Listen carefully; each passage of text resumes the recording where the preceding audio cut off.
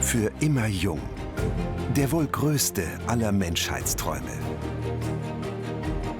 Der Jungbrunnen von Lukas Cranach steht wie kein anderes Meisterwerk der Geschichte Pate für den Traum von einem längeren und besseren Leben. So wie diese Frau, Gordana Wunjak-Novakovic, Pionierin auf dem Gebiet der regenerativen Medizin. Alte Menschen sind ein bisschen wie alte Autos. Nach vielen Kilometern neigen einzelne Teile dazu, endgültig kaputt zu gehen. Sie müssen dann schlicht ersetzt werden. Und so ist es auch mit unserem Körper.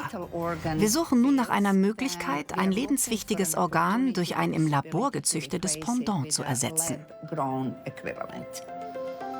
Die Wissenschaftlerin forscht an der Columbia University in New York. Ihre Vision: beschädigte Organe gegen passgenaue Ersatzorgane tauschen. Aber das neue Organ soll nicht von einem toten Spender kommen, sondern aus dem Labor. Und der genetische Ursprung des neuen Organs ist der Patient selbst. Gordana Wunjak-Novakovic nutzt hierfür adulte Stammzellen. Man findet sie an vielen Stellen des Körpers, wo sie zeitlebens ihren Dienst tun, um neue Zellen des jeweiligen Gewebes zu bilden. Ihre Idee: diese Zellen dazu bringen, ein von ihr gewünschtes neues Gewebe zu bilden. Und so sieht das Verfahren in der Realität aus. Erleidet ein Patient zum Beispiel durch einen Unfall eine Schädigung seines Schädels, so scannen die Forscher zunächst den fehlenden Knochen ein, um daraus die 3D-Daten für ein Ersatzteil zu erhalten. Dieses Teil wird aus einem sterilen Knochen eines Tieres gefräst und wird später Heimat von speziellen Zellen des Unfallopfers. Diese Zellen entnimmt Gordanas Team dem Patienten per Nadelbiopsie, adulte Stammzellen seines eigenen Fettgewebes. Diese Zellen sind sozusagen naiv. Man kann sie in jede beliebige Richtung lenken, um jede Art von Gewebe zu bilden. Was wir in diesem Fall getan haben, war, sie dazu zu bringen, Knochengewebe zu bilden. Und genau das passiert im Bioreaktor. Das ist sozusagen ein Brutkasten für Gewebe, im besten Fall für ganze Organe. Er stellt sicher, dass sich die adulten Fettstammzellen im neuen Knochenrohling vermehren. Sobald sich die Stammzellen in ihrem neuen Zuhause wohlfühlen, verwandeln sie sich in neue Zellen, knochenbildende Zellen.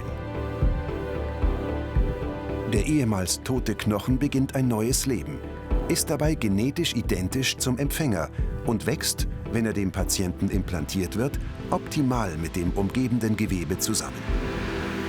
Den Praxistest hat das Verfahren im Sommer 2019 schon bestanden. Die Mission: einem Patienten sollte die Verbindung zwischen Schädel und Kiefer ersetzt werden. Das ist eine wirklich spannende Geschichte. Eine Besonderheit am Ramusknochen ist, dass er der am stärksten belastete Knochen in unserem Körper ist. Unsere Überlegung war, wenn wir diesen Knochen züchten können und zeigen, dass er nach der Transplantation hält, dann öffnet das wirklich Tür und Tor für viele andere Knochen. Das heißt, in Zukunft muss kein Knochen unseres Körpers gegen Spenderknochen, Kunststoff- oder Titanprothesen getauscht werden. Mit dieser Technologie lässt sich wirklich jeder Knochen in unserem Körper reparieren. Und das ist nicht alles.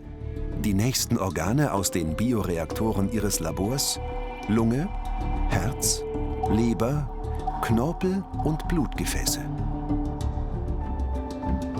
Genialität, die es zu schützen gilt.